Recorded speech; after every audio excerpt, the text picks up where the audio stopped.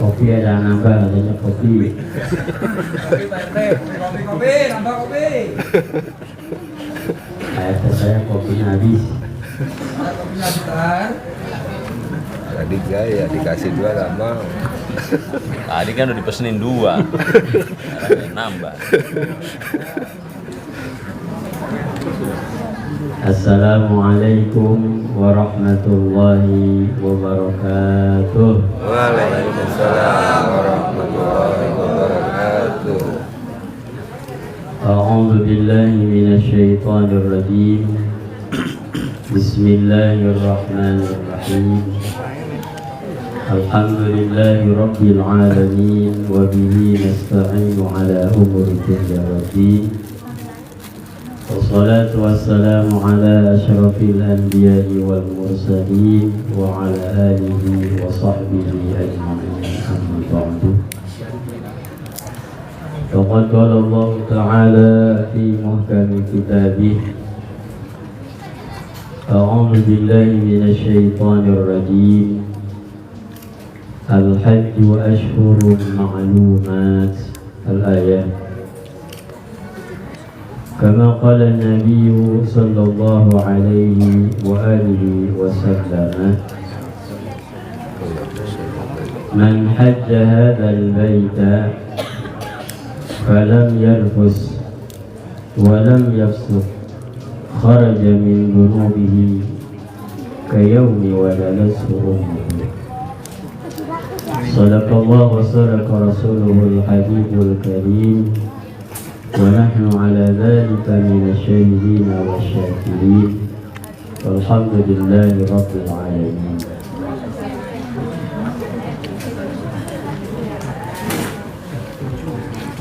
اللهم رب اشرح لي صدري ويسر لي امري واحلل عقدة من لساني يفقهوا قولي. اللهم إنا نسألك علما نافعا وعملا متقبلا ورزقا حلالا طيبا. Hadirin ma'asyiral muslimin rahimakumullah. Teristimewa Sahibul Bait insyaallah akan menyempurnakan rukun Islam yang kelima, yakni Bapak Ainun Najib bin Sulkan beserta ibunda beliau yang bernama Ibu Siti Hafsah binti Argo Ruslan Raslan. Allahumma yassir umratahu wa hajjahu. Semoga Allah mudahkan perjalanan umrah dan hajinya. Waghfir lahum dzunubahum. Allah ampunkan segala dosanya.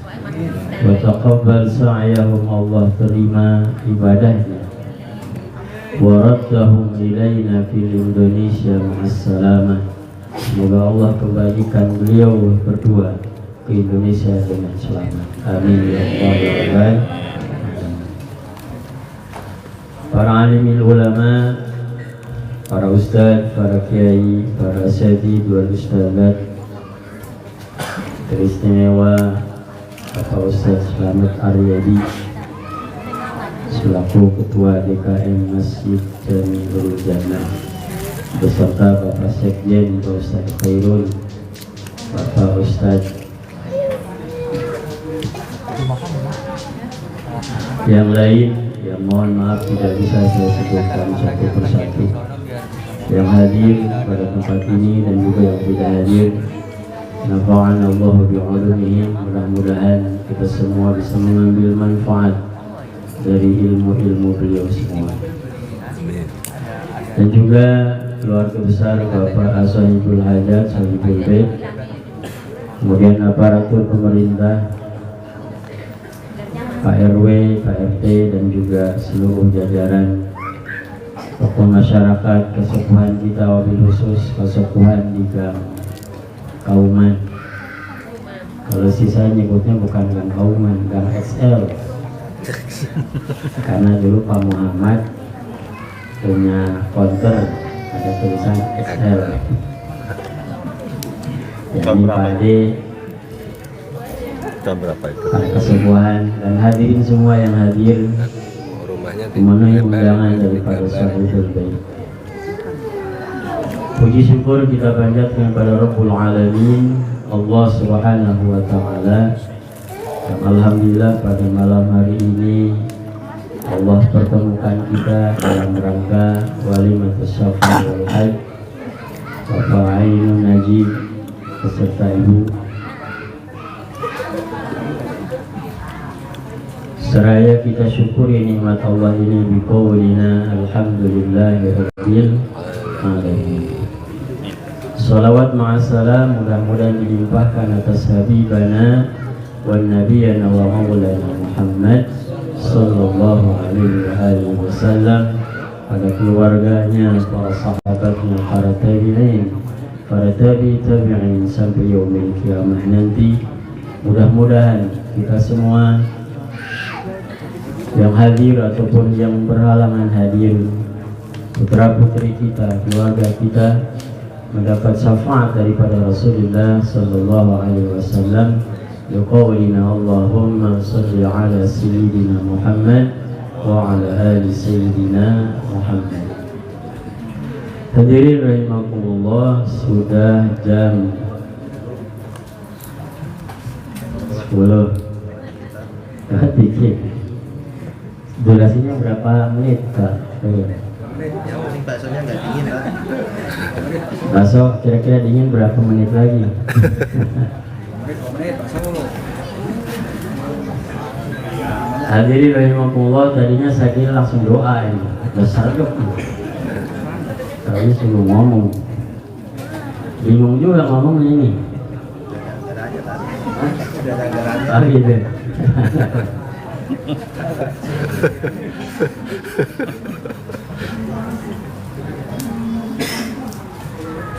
Karena yang suruh ngomong belum pernah ke sono masalahnya. Minimal mestinya yang belakang dong.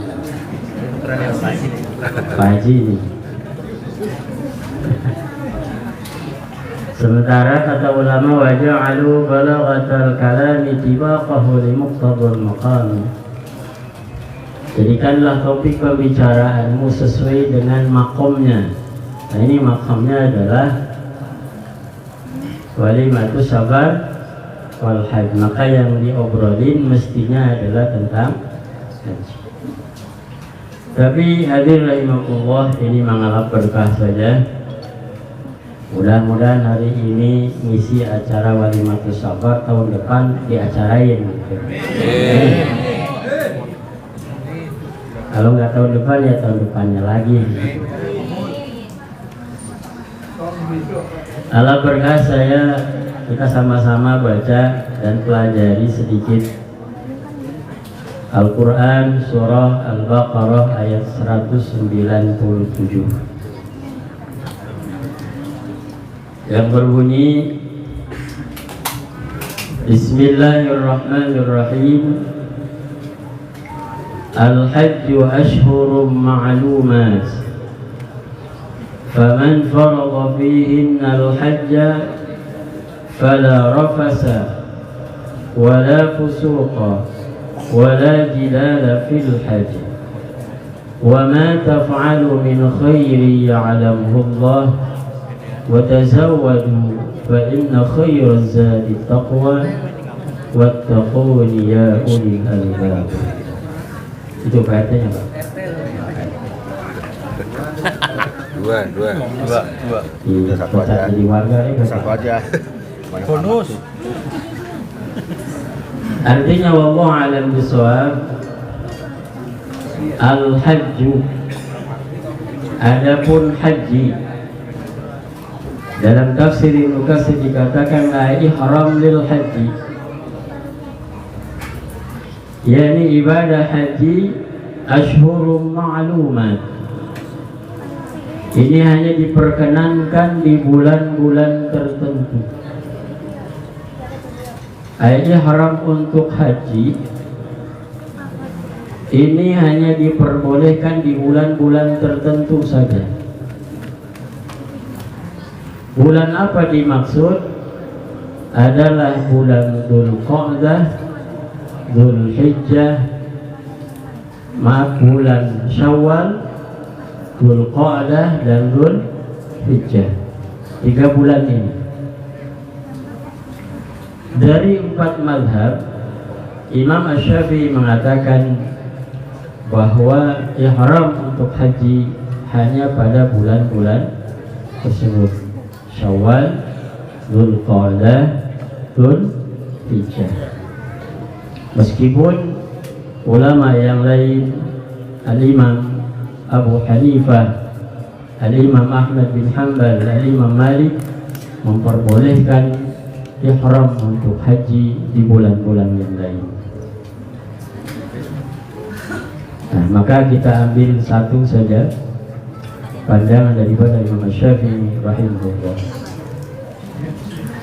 Kemudian kalimat selanjutnya, faman farada fihinnal hajja, paman maka utawi sapa wong farada yang sudah meniatkan untuk ihram melaksanakan ibadah haji fihinna pada bulan-bulan yang dimaksud, fala rafasa, yang pertama tidak boleh melakukan apa yang disebut dengan rafas.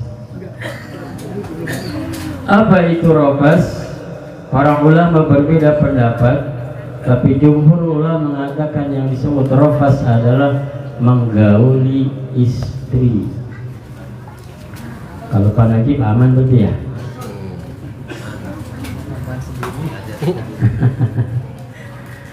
Tapi bukan hanya sekedar menggauli, termasuk yang tidak diperbolehkan adalah hal-hal yang menjurus pada rafas, bercanda, bicara jorok. Bahkan ketika sudah ihram untuk haji, tidak boleh menjanjikan begini, ntar aja ya kalau udah tahallul. Ngomongnya pas ihram haji, itu juga tidak boleh. Kalau sekarang mungkin dia lewat telepon Pak Najib nelpon istri, ya gimana udah kangen ini, ntar udah pulang gitu. Itu juga tidak rafas.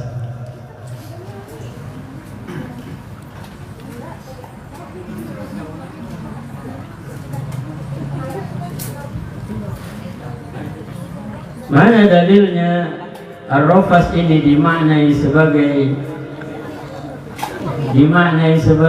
menggauli istri? Maka ayat ini ditafsiri oleh ayat yang lain, yakni pada ayat 187 surah Al-Baqarah. Allah Subhanahu wa taala mengatakan, "Uhilla lakum lailatas siyam ar-rafasu ila nisaikum." Yang Allah alam bisawab, uhilla dihalalkan lakum bagi kalian dari kita semua lailatus siyami pada malam bulan puasa ar-rafas, menggauli istri, ila nisaikum, menggauli istri-istri kalian atau istri kita. Maka kesimpulan lafaz ar-rafas ditafsiri oleh para ulama, maknanya adalah ketika ihram, ketika haji, haram menggauli istri, termasuk kalimat-kalimat, kata-kata yang menjurus kepada hal tersebut. Begitu juga ketika ihram. Kemudian yang kedua, wala fusuqa. Lafaz fusqa ini atau fusuk ini dimaknai adalah maksiat, durhaka kepada Allah Subhanahu wa taala. Maka ini berarti bahwa ketika kita sedang haji, ihram haji, maka tidak boleh, haram hukumnya bisa membatalkan ihram kita kalau berbuat fasik, kalau berbuat maksiat, baik itu yang haram juga termasuk mungkin yang makruh, mungkin ya. Tapi yang paling utama adalah yang haram. Nah, kalau bisa jauhi yang diharamkan oleh Allah Subhanahu wa taala ketika kita berhaji.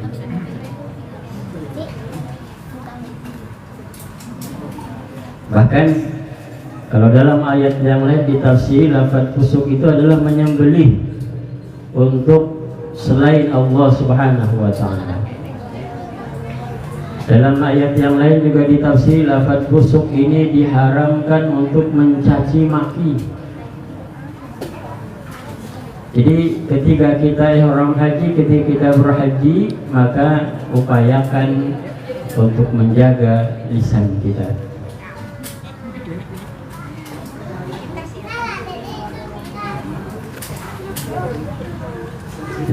Sebagian ulama menafsiri lafaz fusuk ini dengan mencaci maki. Gak boleh kita, alhamdulillah akhirnya datang juga kopi saya. Tadi nunggu saya.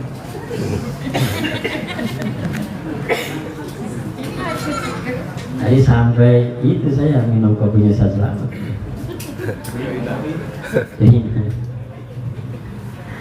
Kenapa demikian? Karena Nabi SAW pernah menyampaikan sibabul muslim fusuqun wa qitaluhu kufrun. Mencaci maki sesama muslim itu adalah dosa, itu adalah kemaksiatan, itu adalah durhaka kepada Allah Subhanahu wa taala. Wa qitaluhu, dan memeranginya bahkan sampai membunuhnya, maka balasannya adalah kekufuran. Na'udzubillahi min. Maka lafaz fusuk ini juga bisa dimaknai mencaci maki atau berkata kasar kepada orang lain. Maka kalau bisa jauhi obrolan-obrolan yang sekiranya ngelantur ketika haji, banyakin zikir saja. Karena kalau sudah ngobrol itu ngalor ngidul, mulai dah ngomongin orang dalam macam. Dan itu godaannya luar biasa katanya kalau di sana. Kemudian kalimat selanjutnya, hadir rahimahullah, wala jidala fil haji. Jidal, tidak boleh berbantah-bantahan, tidak boleh melakukan satu perdebatan. Tafsir yang pertama, lafaz al-jidal ini dimaknai tidak boleh di sana berbantah-bantah kaitan dengan ibadah. Mungkin nanti banyak versi tentang masalah ibadah, ada yang A dulu, ada yang B dulu. Mungkin ini sudah diajarkan di mana sih ya. Nanti tidak boleh berbantah-bantah kaitan ini. Dan juga termasuk ini yang dimaksud jidal adalah berdebat dengan orang lain sehingga orang lain marah dengan ucapan kita. Dalam arti kata lafaz jidal ini kalau boleh kita simpulkan, tidak boleh kita masih dalam pertengkaran ketika berhaji, apalagi bikin baru. Makanya para guru ulama kita, orang tua kita menganjurkan sebelum umroh, sebelum haji ada walimatus safar. Tujuannya apa? Tujuannya adalah kalau kita sedang berperkara dengan orang lain, kalau kita sedang ada masalah dengan orang lain, selesaikan sebelum berangkat haji. Karena ini bisa mempengaruhi keabsahan, kesahihan ibadah kita.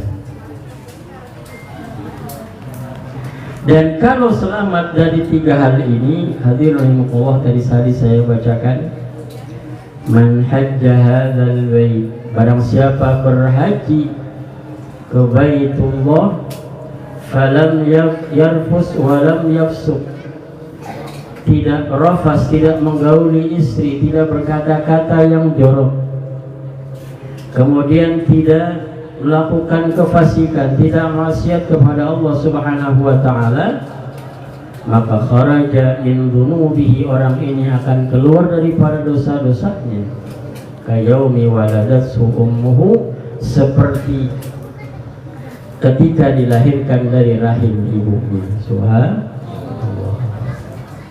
Maka pantas, kata Nabi Sallallahu Alaihi Wasallam, tidak ada balasan haji yang mabrur kecuali surganya Allah. Mudah-mudahan calon haji yang mau berangkat tahun ini dan kita semua calon haji yang mungkin berangkat tahun depan dan tahun selanjutnya, Allah karuniakan haji yang mabrur. Amin ya Allah ya Rabbal.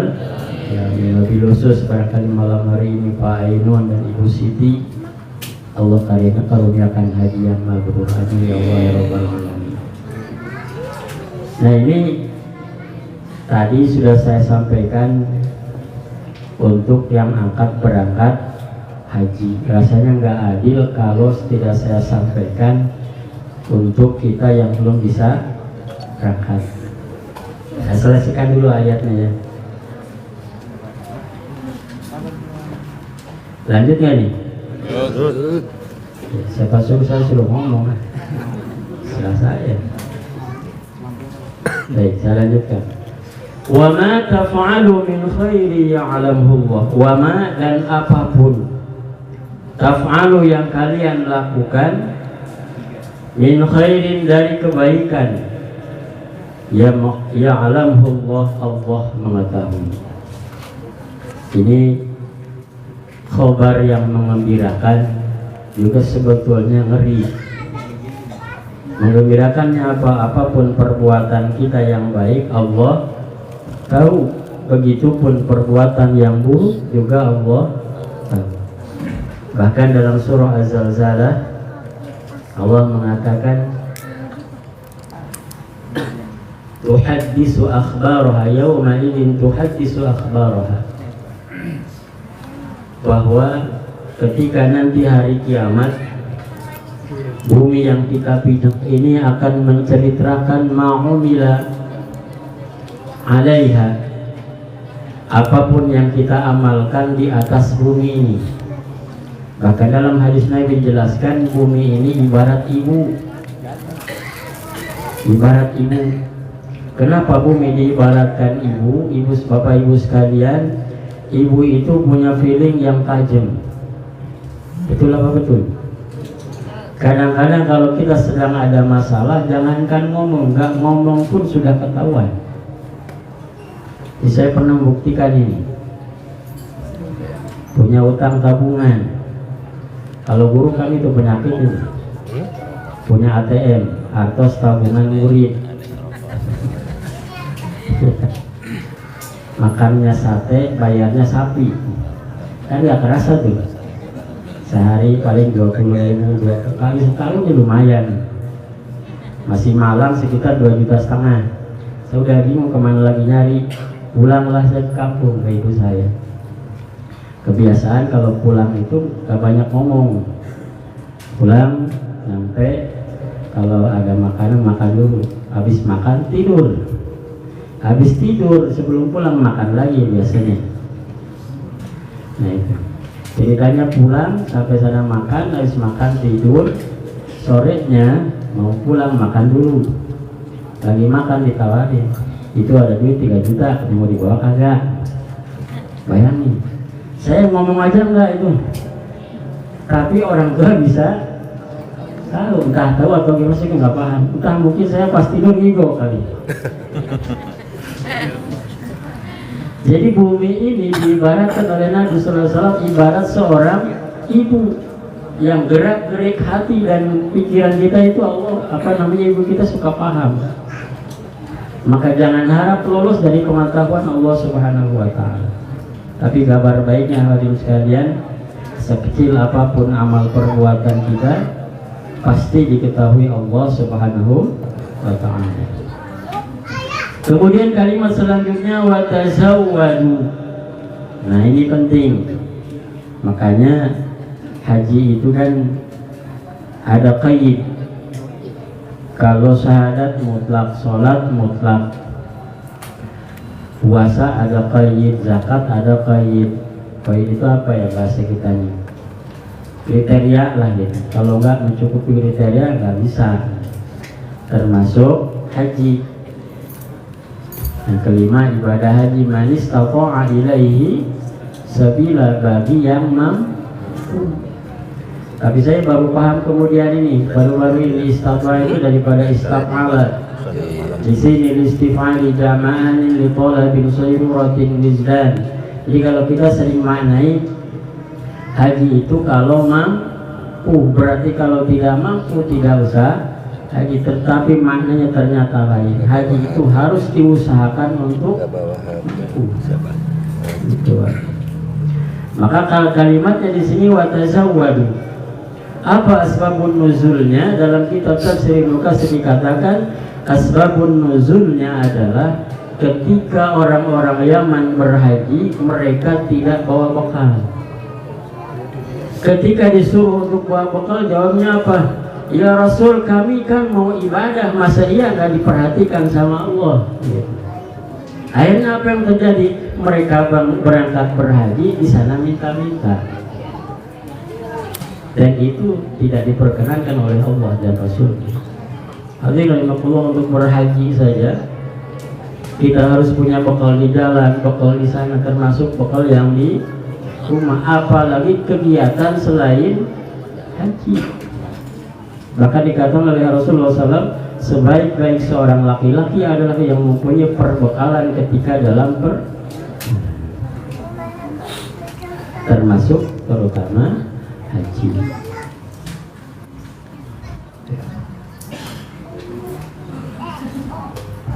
Kemudian Allah katakan, kalaulah memang tidak ada, fa innal khairaz zadi taqwa, maka sesungguhnya sebaik-baik bekal adalah takwa. Maknanya kalimat ini sangat dalam. Allah katakan bekal terbaik adalah takwa.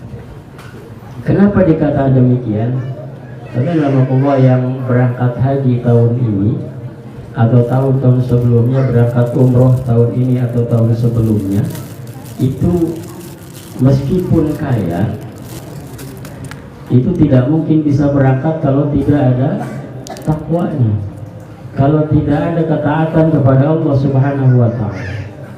Masjid yang sekarang berdiri setengah megah, belum selesai Pak ya? Ya, saya takut kalau disinggung lah. Masjid yang sekarang sudah berdiri megah ini tidak mungkin ada kalau tidak ada orang yang takut sama Allah. Kenapa bisa seperti ini? Karena ada orang-orang kaya yang takut sama Allah, taat sama Allah, menyisihkan hartanya untuk masjid. Berapa banyak orang kaya tapi belum berhaji? Berapa banyak orang kaya tapi belum umroh? Kenapa? Karena mungkin dalam hatinya tidak ada ketaatan, takut pada Allah Subhanahu wa ta'ala.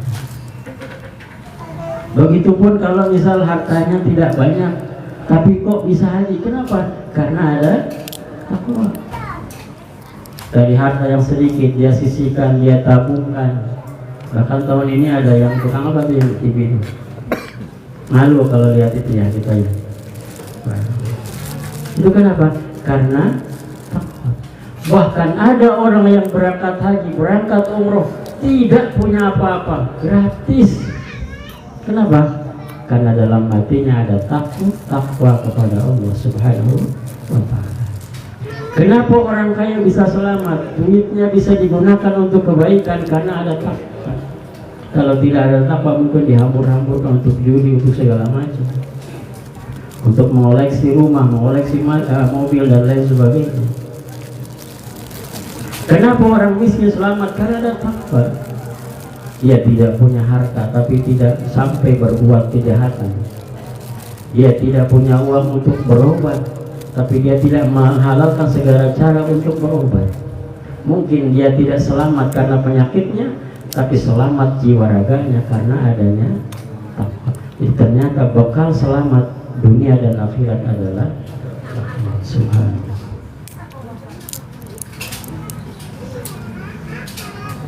Kemudian ayat kalimat terakhir dalam ayat ini adalah wattaquni ya ulil albab. Takutlah engkau kepadaku, kata Allah, ya ulil albab, wahai orang-orang yang berakal, orang-orang yang diberikan pikiran oleh Allah Subhanahu wa ta'ala. Mudah-mudahan kita termasuk golongan di dalamnya. Allah selamatkan kita, Allah tanamkan takwa dalam diri kita sehingga bisa selamat dunia akhirat. Amin ya Allah ya Rabbal alamin. Ini baru setengah babak. Lanjutin dikit lagi ya. Ya. Kalau saya omongin ini terus, ntar bilangnya ini surga dia punya tanah doang nih. Kita nggak kebagian ini. Baik, tadi rahmatullah. Baik kita yang belum berkesempatan umroh, belum berkesempatan haji, ada amalan yang insya Allah pahalanya setingkat, selevel dengan ibadah haji. Bentar saya buka dulu catatannya, takut salah nih.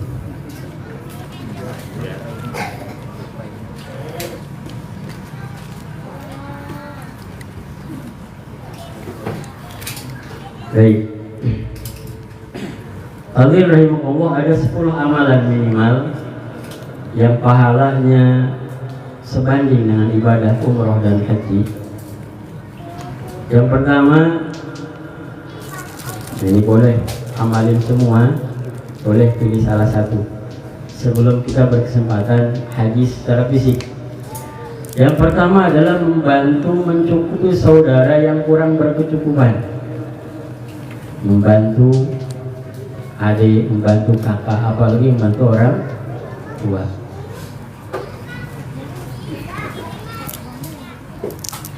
Mana dalilnya? Hadis Nabi sallallahu alaihi wasallam dari Sayyidina Hasan bin Ali bin Abi Thalib radhiyallahu anhu, "Sya'yuka fi hajati akhika al-muslim khairun laka min hajjatin ba'da hajjatin."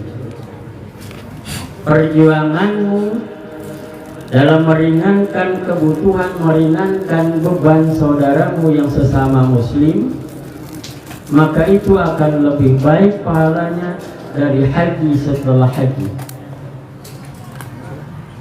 Bukan hanya satu kali haji, bahkan dari haji setelah haji, itu lebih baik daripada itu.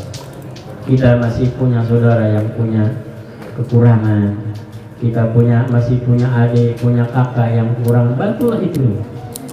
Selagi kita memang belum diundang oleh Allah Subhanahu wa taala, belum bisa memenuhi undangan Allah, maka amalan itu insyaallah amalan terbaik sebelum kita bisa berhaji. Yang kedua, amalan yang kedua yang pahalanya sebanding dengan ibadah haji dan umrah adalah berbakti kepada kedua orang tua. An Anas an Nabi sallallahu alaihi wasallam wasa rajulan bibirri ummihi. Nabi sallallahu alaihi wasallam pernah satu ketika berwasiat kepada seorang laki-laki, seorang sahabat Nabi, untuk berbuat baik, berbakti kepada orang tua. Wa qala lahu anta hajun wa mu'tamarun wa mujahidun. Bahkan Nabi katakan, kalau seseorang berbakti kepada orang tuanya, berbakti kepada ibu bapaknya, bahkan bisa dikatakan bukan hanya haji, bukan hanya umrah, bahkan termasuk mujahid, berjuang di jalan Allah Subhanahu wa ta'ala. Kemudian amalan yang ketiga, bagi yang kebetulan mempunyai tugas di pemerintahan, ini amalan yang ketiga sebanding dengan haji dan umrah adalah menjalankan tugas sesuai keahliannya untuk bangsa, negara, dan agama. Para ustaz, para kiai, para alimin ulama, tokoh masyarakat, Pak RT, Pak RW, kalau ingin dapat pahala haji, maka laksanakan tugas sebaik-baik. Insyaallah pahalanya sebanding dengan ibadah haji, meskipun pasti ada perbedaan. Jadi nggak sama persis, Pak. Faidahnya al-musabbah wal musabbah bil nuqsan wa mayahdi. Dua perkara yang dipersamakan, walaupun persis pasti ada perbedaan. Tapi setidaknya itulah yang baru bisa kita lakukan. Kemudian yang keempat, amalan yang keempat adalah menjaga lisan agar tidak menyakiti orang lain. Qala al-Fudayl bin Iyad, ma hajja wala ribata wala jihada asyaddu min habsil lisan. Tidaklah haji, tidaklah seperti haji, tidaklah mengikat hewan, kemudian wala jihada, tidaklah sebanding dengan pahala jihad. yang lebih berat ketimbang menjaga pahala menjaga lisan. Ini luar biasa berat nih, apalagi kayak saya yang banyak ngomong. Makanya Pak, yang banyak ngomong bisa banyak dosanya. Maafin ya Pak ya. Nah, kadang-kadang kelewatan ngomongnya itu. Kemudian yang kelima, mengerjakan sholat isya dan subuh berjamaah. Ini paling dekat dengan kita. Haji sebanding dengan haji adalah sholat isya dan sholat subuh berjamaah. Apalagi kalau jamaahnya di masjid. Qala Uqbah bin Abdul Ghaff, salatul isya fi jama'atin ta'dilu hujjatan. Salat isya berjamaah pahalanya menandingi haji, wa salatul ghaddi fi jama'atin ta'dilu umratan. Dan salat pagi-pagi, salat apa itu? Salat subuh berjamaah ta'dilu umratan, pahalanya menandingi umrah. Maka kalau pengen haji, pengen umrah tiap hari, isya dan subuh salat Bapak-bapak dituliskan ya. Kasihan Pak Haji. Kasihan Pak Haji. Kadang-kadang azan Pak Haji. Komat aja kagak. Itu kalau guru saya suka marah. Saya punya guru namanya Al-Ustadz Wai. Dia punya musola kecil, jamaahnya sedikit. Beliau yang azan, komatnya direbut orang. Kenapa marah? Karena pahala azan dan komat itu bisa jadi lebih besar daripada pahala jadi imam. Jadi kalau ada yang azan, komatnya jangan direbut. Biarin yang azan tadi dia yang komat, biar pahalanya ngumpul. Terus kalau bisa di sini kan sudah ada timer tuh. Jangan goling sama yang telat. Kok aneh goling sama yang telat ya? Ya ngomongnya soalnya telat baik. Ya jangan belum masih jauh waktunya sudah komat. Kenapa? Karena jamaah itu afdoliyahnya adalah biar banyak. Asalkan belum keluar dari waktunya nggak masalah. Di Arab Saudi jam berapa sholat subuh Pak? Jam berapa yang perang sono? Ustaz Selamat pagi jam berapa? Sholat subuh di Saudi? Enggak, maksudnya bisa jamnya. Kan dari jam 4:30 sampai jam 5:30 nih waktunya. Jam berapa biasa? Jam 5 kan? Tuh. Kita baru 10 menit udah komat nih. Kasihan itu. Jamanya jadi dikit. Padahal lama juga sama aja jamaah itu tuh aja sih kayaknya. Ajarnya 2 kali. Tapi paling tidak udah usaha gitu. Usaha biar banyak. Ini kewajiban Pak RT nih. Nanti ditanyain Pak RT. Jalan.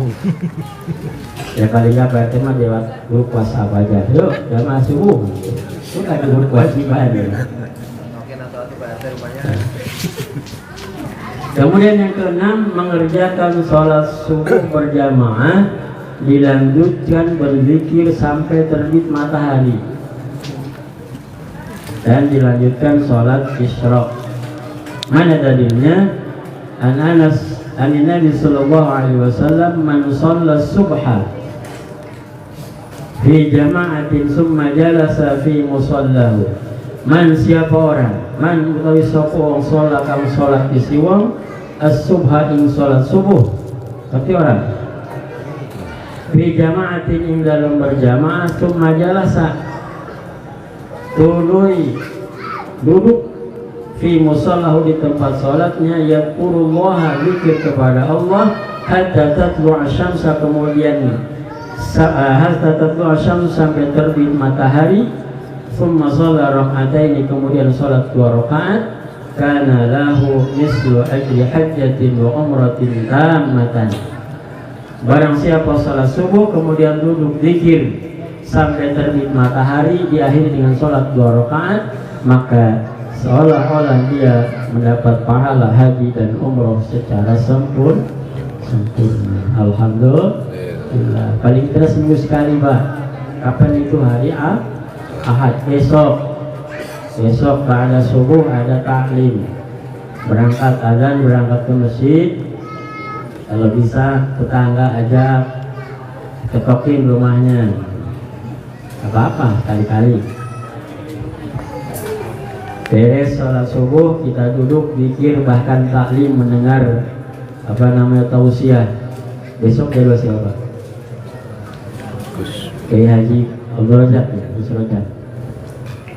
Selesai kajian, selesai taklim, sholat sunnah 2 rakaat, boleh diniatkan sholat isyraq, boleh diniatkan sholat duha di awal waktu. Pahalanya sama dengan haji dan umrah. Kemudian nomor 7, amalan yang ke-7, berangkat lebih awal ke masjid untuk menunaikan sholat Jumat. Ini kebiasaan kita termasuk yang mukallaf, nunggu kalau sudah azan baru berangkat. Padahal pahalanya paling kecil.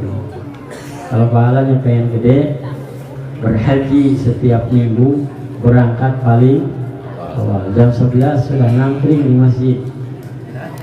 Baju lagi yang menang. Masya Allah. Itu di masjid. Kemudian yang ke-8, bersuci dari rumah untuk menunaikan sholat wajib berjamaah di masjid. Jadi kalau mau ke masjid, wudunya di mana? Di rumah. Di rumah. Bahkan kalau bisa mah sholat sunnah pun di rumah. Termasuk yang besar pahalanya adalah sholat sunnah 2 rakaat sebelum subuh, disebut sholat sunnah fajar. Kalau seseorang melaksanakan sholat sunnah fajar, maka dia mendapatkan lebih daripada dunia dan seisinya. Cuma suka ada pertanyaan, itu orang rajin ke masjid sebelum subuh sholat 2 rakaat tapi nggak kayak kaya ya. Katanya orang yang sholat 2 rakaat sebelum subuh dia mendapat lebih banyak daripada dunia dan seisinya. Kalau logika kita, mestinya dia jadi orang kaya, tapi kok nggak kayanya. Begitu aja. Oh ternyata logikanya begini, Pak. Logikanya begini. Kalau orang sudah kaya banget, kira-kira butuh nggak sama yang kecil-kecil? Butuh nggak? Kagak. Orang sudah punya dunia dan seisinya dikasih mobil ya nggak mau gitu. Oh ternyata itu alasannya. Makanya nggak kelihatan kayaknya. Yang keberapa tadi? 8, 2 lagi berarti. Yang ke-9, berzikir, membaca tasbih, tahmid dan takbir serta tahlil setelah melaksanakan sholat. Habis sholat tuh ikutin imam. Kalau belum bisa ikutin imam. Boleh nggak sendiri-sendiri? Boleh. Karena lafaz-lafaz zikir setelah sholat itu individual semuanya. Dari mulai astagfirullahaladzim alladzi la ilaha illa huwal qayyum wa atubu, itu aku semua. Astagfirullah, aku mohon ampun kepadamu ya Allah. Wa atubu, aku mohon ampunan. Semuanya aku. Gak ada istilah yang imam doain yang belakang, gak ada sebetulnya. Makanya Al-Imam Ibnu Hajar dalam kitabnya beliau menganjurkan kalau zikir ba'da sholat itu sunnah dikeraskan. Untuk apa? Untuk mengajarkan jamaah yang mungkin belum bisa. Kalau mau misah tapi duduk bareng gak apa-apa, silahkan. Saya punya doa-doa karena kebutuhannya lebih banyak dari yang lain, saya doanya lebih banyak, gak apa-apa, silahkan. Nah ini dibiasakan.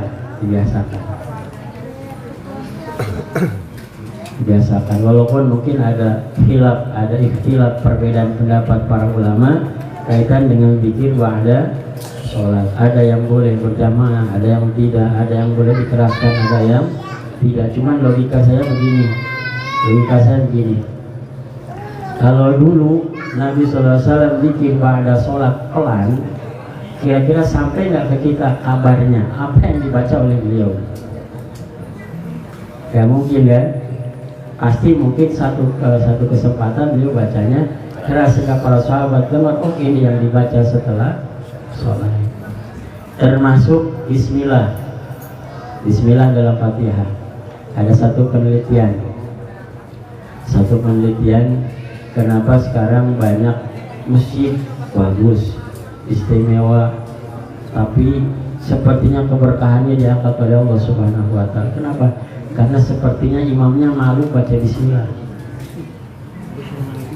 Ya. Padahal itu kalimat pertama yang ada dalam mushaf, Bismillahirrahmanirrahim.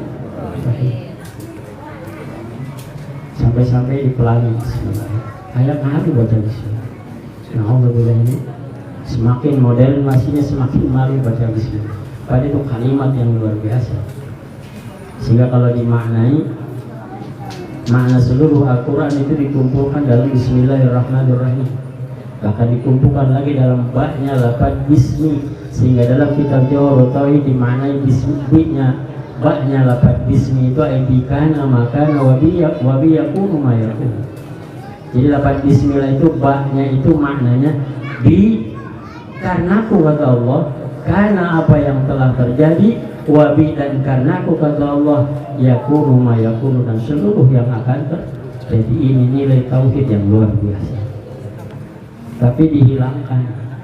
Sampai-sampai ibu saya katakan, kalau memang ente nggak mau sholat baca Fatihah, baca Bismillah, udah aja itu Bismillah hapus dalam Al-Quran, udah ada Bismillah. Ikhtilaf memang ada, tapi ada satu hadis sahih mengatakan, ada sahabat bertanya bagaimana Nabi ketika membaca Fatihah, dikatakan Nabi baca Bismillahirrahmanirrahim dan selanjutnya. Hadisnya sahih ada dalam kitab Bukhari. Kenapa itu tidak diacuhkan?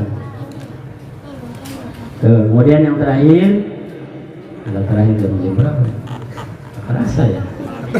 Puasa Tarwiyah sebentar lagi, tanggal 8, tanggal 9 bulan Dzulhijjah. Pak Najib di sana wukuf, di sini kita puasa. Tambah lagi nanti mungkin berkurban kalau ada, insya Allah diusahain ya. Ya itu saja barangkali yang bisa saya sampaikan, mudah-mudahan ada manfaatnya.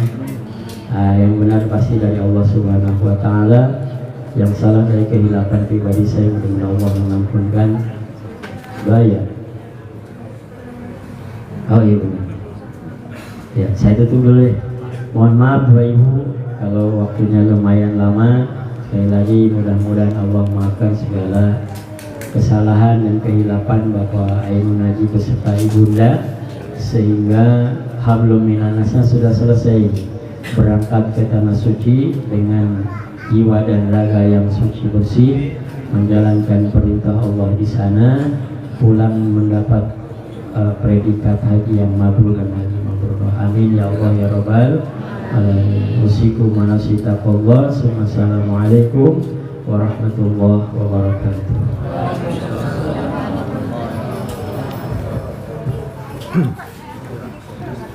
Bismillahirrahmanirrahim. Astaghfirullahaladzim. Astaghfirullahaladzim. Astaghfirullahaladzim. Lakal hamdu ya maulana ya ma'abud. Allahumma salli wa sallim ala sayyidina Muhammadin fil awwalin wal akhirin. Ya alaikum wassalam wa radiyallahu ta'ala kullu sahabati rasulullah ajma'in. Bismillahirrahmanirrahim. Alhamdulillahi rabbil alamin. Allahumma salli wa sallim ala sayyidina Muhammadin wa ala alihi wa sahbihi ajma'in.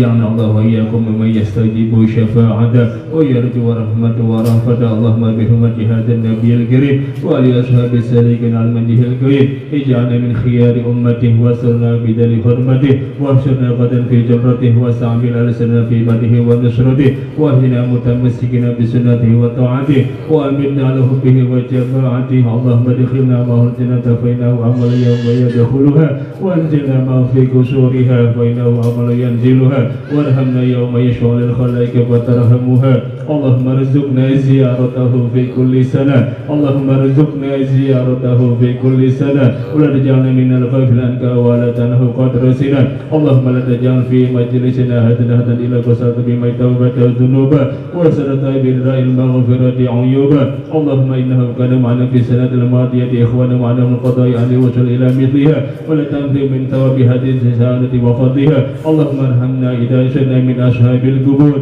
ووفقنا لعمل صالح وقاسنا ومعلم أمار الدهور اللهم اجعلنا إلى أهلك ذاكرين ولمائك شاكرين وليومك لقائك من الذاكرين واهدنا بطاعتك مشغولين وإذا توفيتنا فتوفنا غير مفتول ولا مخذول واختم منابرك بخير أجمعين اللهم اغفرنا شر الظالمين اللهم اغفرنا شر الظالمين اللهم اغفرنا شر الظالمين واجعل من فتن هذه الدنيا سالمين اللهم اجعل هذا الرسول الكريم لنا شفيعا وارزقنا به يوم القيامة مقاما رفيعا اللهم اسقنا من حوض نبيك محمد صلى الله عليه وسلم شربة يتنرفعه بعدها أبدا وشر يتأجل وهقده اللهم اغفر لنا به ولآبائنا ولأمهاتنا ولمشايخنا ولمعلمينا ودوي الحقوق علينا ولجميع المؤمنين والمؤمنات والمسلمين والمسلمات عليهم والأموات إنك مجيب دعوات وقاضي الحاجات وغرب الذنوبات وهديت يا أرحم الراحمين وصلى الله على سيدنا محمد وصحبه وسلم سبحان ربك رب العزة عما يصفون وسلام على المرسلين والحمد لله رب العالمين بسر الفاتحة أعوذ بالله من الشيطان الرجيم بسم الله